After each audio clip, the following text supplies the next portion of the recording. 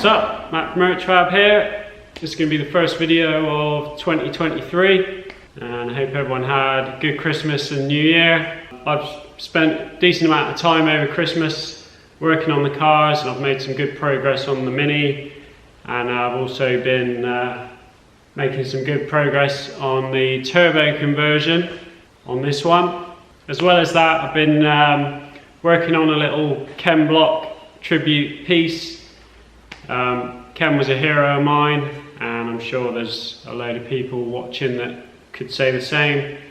So if you are a Ken Block fan, I think you'll probably appreciate that. That should be finished in the next week or two, but in this video I'm just going to show you all the progress I've made on the Mini and the 100E. Right, so I've got all my running gear laid out. I've stripped everything, like serviced it, greased everything up, replaced bearings and bits that needed replacing, seals, new shoes, wheel cylinder. So all this stuff is now ready to fit. That was an absolute mission getting all that stuff done. It's always surprising how long all this stuff takes, and I did the old trick of painting everything twice because I really wanted to get it all painted before Christmas, and I painted it in here when it was like absolutely freezing. I didn't have any heating I didn't have any gas for the heater, and there was like a shortage of gas. You just can't get gas anywhere, so I ended up like spraying it all, and then when I came back in it had all reacted. I didn't think the primer was dry underneath, so I had to rub it all down again, get some more paint. I did it with just blasted it over with some etch, and then went over with the old Trans Spares satin black. Also just wasted some more time making all these spacers for these. There were some steel ones in these, and I was missing 8 of them, so I just made a load of those on the lathe. And then when I was laying all this out, I found the bag full of spacers for these, so that was irritating. I have made a little bit of progress on the car. I've got quite a few of the smaller jobs done. I've got the bumpers mounted. Just made some little aluminium brackets. Riveted those on. Same on the back.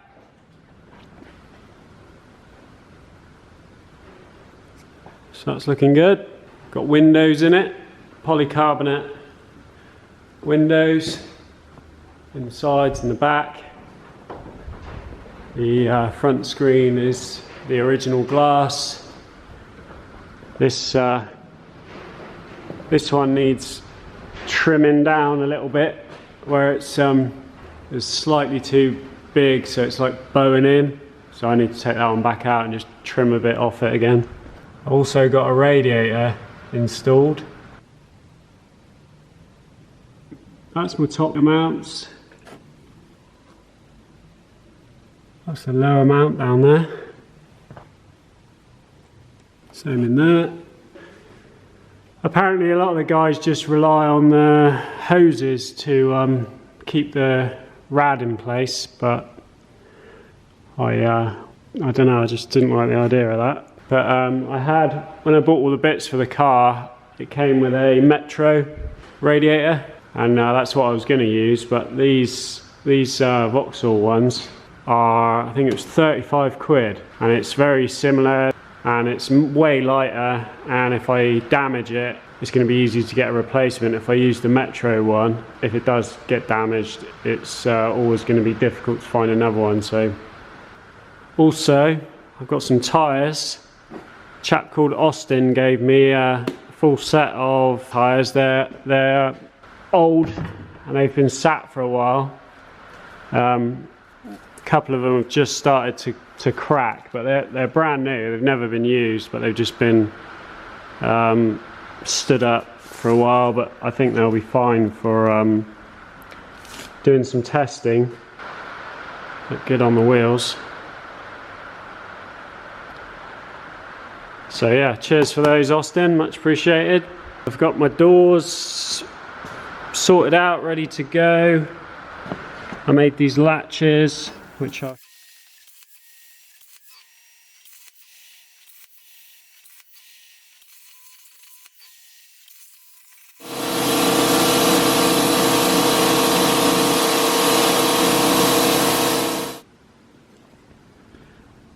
because this is going to be covered with a door card, and then you have to have some foam in here to like impact protection foam. I'm not sure exactly what it is yet, but so this needs to stick up out through there, and then I can unlock it from the inside and have the whole face of that closed off.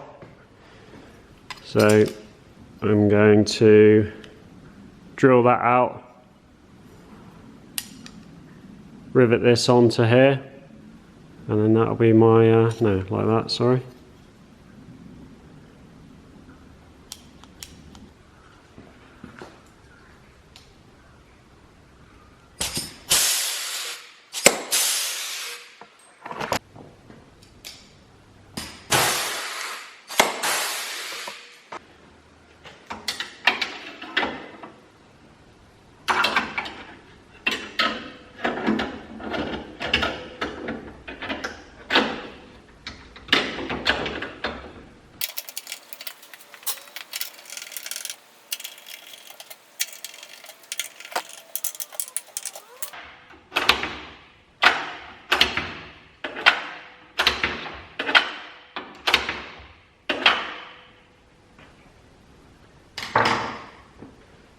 Got my hinges on as well, which I've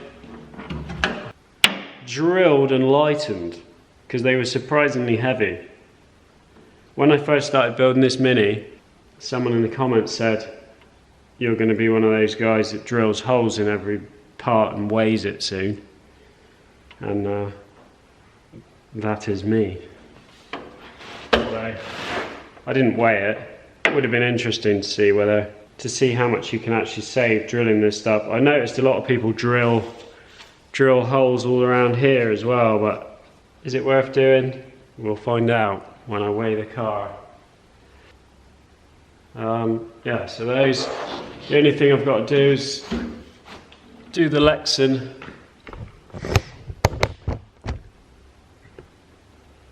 Do the Lexan window, which just bolts in here, and then it'll have a slider on it. Right, so just getting the last bits of the running gear finished and ready to bolt on. I've installed these ball joint droppers, which is a 30mm spacer which corrects the roll center by putting the lower arms back where they should be. I got these from Owens Fabrications, and then I've got all my new ball joints which are from Mini Spares, and these are, you don't just bolt these on, they have to be shimmed.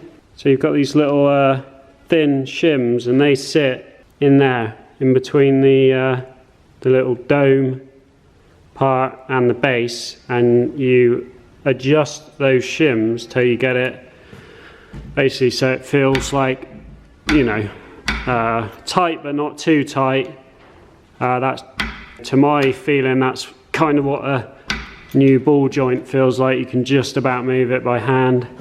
So yeah, that's good. The little locking tab thing wouldn't work on the bottom one because the it just doesn't fit to the spacer. I've just put some Loctite on that to hold everything, to make sure that doesn't come undone. So I'm gonna start bolting all this together.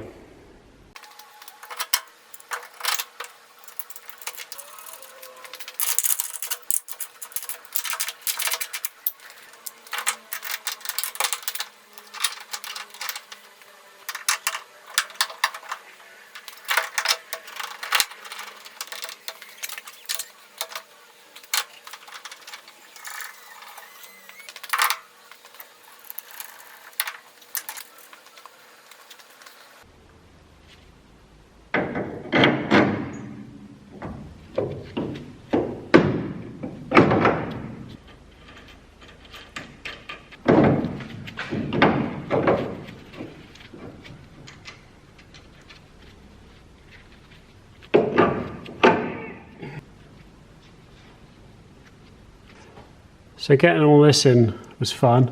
I've got all new seals in there, and I'm trying to get those in and keep those seals in place whilst holding all this up in place. It's quite tricky. That's why there's no video of that, because there's some swearing going on. I've got these mini spares adjustable lower arms and mini spares tie rods as well, which can all be adjusted. The back is done. So these are some mini fin drums which I've spun down, and then the back plates are the original back plates, which are normally much bigger, and you can actually take the lip off of the back to bring it down to size. Had to trim a bit of this here because the anti-roll bar drop link was hitting it. So yeah, that is where I'm up to. Kind of a little bit stuck now without some drive shafts, and a couple of little small other bits. As soon as I got the drive shafts, I can have everything rolling properly, and then once I've got it dropped down on its wheels and set the ride height and everything, then I'll fit the arches. So still loads to do. It's at that stage which you get to when there's just lots of little jobs that seem to take loads of time. I've spent a lot of hours over Christmas on the car, and it doesn't, you don't feel like you're getting much to show for it, but it does all, it all comes together quick at the end, so it won't be long. That's my list on the windscreen of all the stuff still left to do, but I'm gonna get this thing off the ramp now and get this one on, and I'm gonna take that engine out and get the turbo engine bolted in there.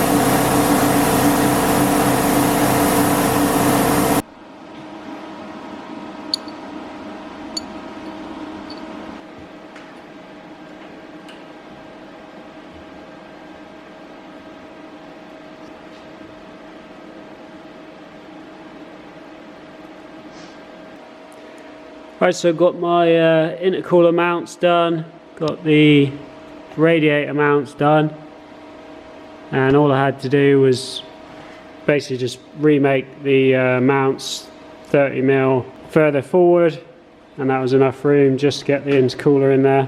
The oil cooler is going to have to go behind the rad here. I've got this intercooler hose sorted out. The other one I'm going to have to weld a 90 onto here, a tight 90 to come out of here straight into there. I need a boss for the air temp sensor, which would normally go in this line here somewhere, but because I'm not using alley piping, I think I'll probably just weld it into the end of the intercooler there, so it'll just sort of be hidden down in there. Right, so I've got my oil cooler mounted. Just made some little brackets. They were actually quite tricky to make. You can see I've got a lot of spares which were slightly wrong. Sometimes I think stuff like that would be easier just to make them by hand, but yeah, that's on there. I already know there's going to be loads of people in the comments saying that you shouldn't have an oil cooler behind the radiator. There is nowhere it can go in front, so it was either the choice of having it positioned somewhere where there's no airflow to it at all, or have it behind the rad where there is going to be airflow. Obviously you are blowing warm air through it instead of cold air, so it's not going to be as efficient. So then under here I've got my oil filter sandwich plate. This is like a thermostatic oil cooler, and I will fit an oil temp gauge and monitor the oil temps when I'm on track. Then I'll know for sure whether it's effective enough or if I need to move it. But I really didn't want to be cutting any holes in the front panel or have anything sort of sticking out the front. I really didn't want to change the appearance of the front of the car. So yeah, hopefully it's good enough where it is.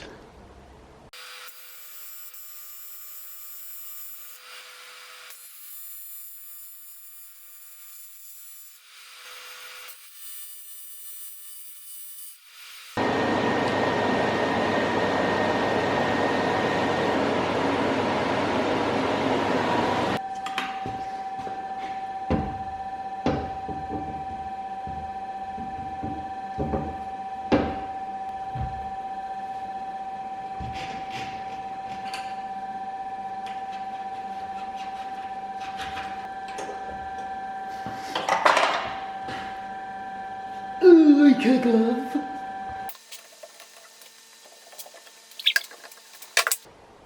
So that worked a treat. Got my air temp sensor just there.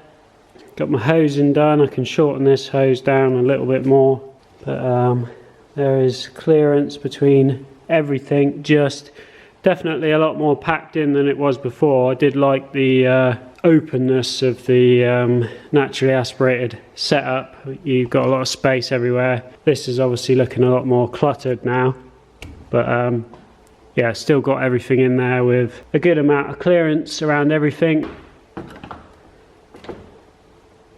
You can see how tight it is. There's about 5mm gap behind the grille to the intercooler. I mentioned on another video that I was maybe going to reroute this oil feed to the turbo from somewhere that was a bit neater, but after reading up on it I decided to leave it coming from the place where the kit recommends it comes from, which is on the back of the oil pressure sensor. I just thought it's not really worth messing around with something and having, you know, potentially having something go wrong just because I've tried to plumb an oil feed from somewhere else. So yeah, wire in, bit of pipe. I've got to wire my coil on plug conversion thing in. I've got to wire the boost sensor in, which will go back to the ECU, and then all the boost will be controlled from the ECU. I need a standard throttle cable because I had a different one to run the throttle bodies where the throttle was at the back, so I can just use a factory throttle cable, and a full exhaust system which I need to make. So next video on this one will be exhaust, wire in, bit of pipe work, and then hopefully fire it up. That's going to be it for this one. Cheers for watching, see you on the next one.